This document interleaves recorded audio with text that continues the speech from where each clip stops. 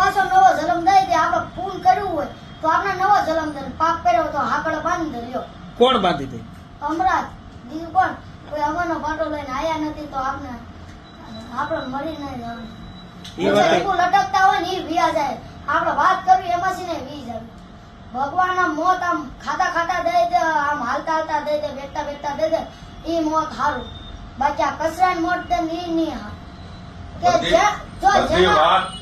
બધી વાત તમે કોઈ હું નો કરી કી કરે જો આ બધી જ્ઞાની ખરેખર સાચી વાત છે બધી. સાંભળો તો ખરા કે જેના નસીબ હોય, જેનું કિસ્મત હોય ને એનો જ ગિરનાર ઉપર મોત આવે, નકર નો આવે.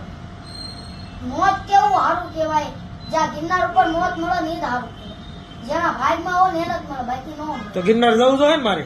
હું એટલે આમ નામ નો મરે. આપણો સમય આવે ઉપર આપણી સીટી પાકે ને ત્યારે હારા હારા વ્યા જાય ને ક્યાં આપણે કોઈને પૂછવા ઉભું રહ્યું.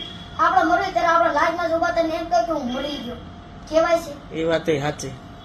આમ હમું રોતા હોય ને આપણો હાથમાં ઉપર હોય, આપણો જીવ હમણાં જ લઈને જતો હોય, આપણે જ ખાલી પડ્યા હોય, આપણું કૂતરું પડ્યું હોય. જો આપણો જીવ તો હમણાં જ લઈને ગયો, આપણો જીવ બીજા પક્ષીઓમાં નાખી